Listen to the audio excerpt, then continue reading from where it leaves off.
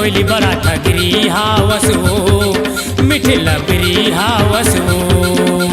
सोन चिरैया रे मोर बन कोयली बड़ा ठगरी हावस हो, मीठे लबरी हावस हो। लहा लहाए जुबान के डोली,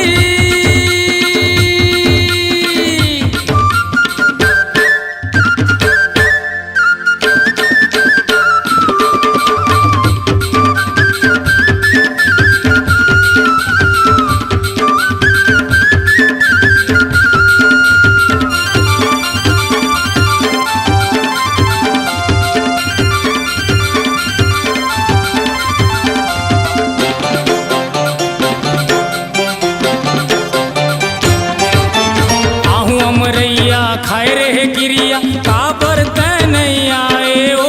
मीठ मीठ बोल के मोर मीठ लबरी मीठा जहर खवाए ओ।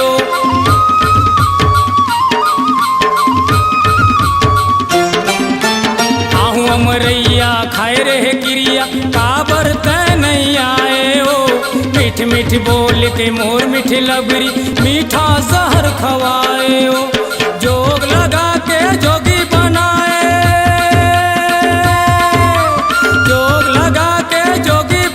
काते जोगनी हावस वो, काते जोगनी हावस वो। सोन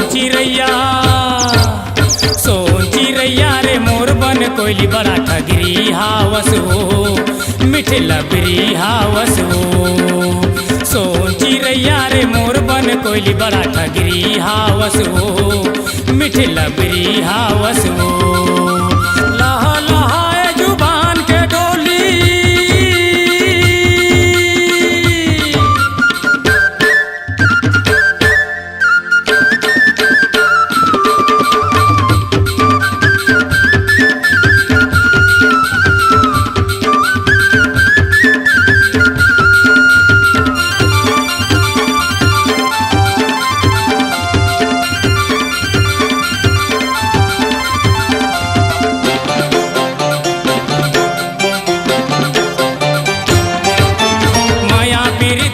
मोहनी डारे सपना मोला दिखाए ओ।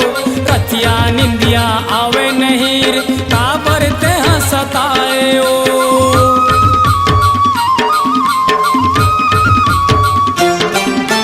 माया पीरित के मोहनी डारे सपना मोला दिखाए ओ।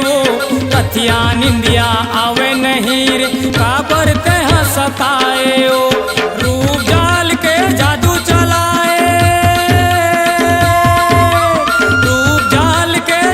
चलाए, जादूगरनी हावस वो, जादूगरनी हावस वो।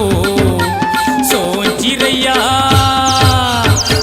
चिरैया रे मोर बन कोयली बड़ा ठगरी हावस हो, मीठे लबरी हावस हो।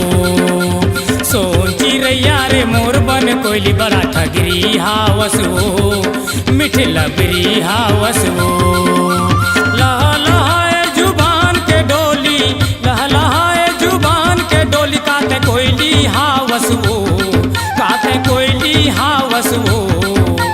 सोन चिरैया रे मोर बन कोयली बड़ा ठगरी हावस हो, मीठे लबरी हावस हो।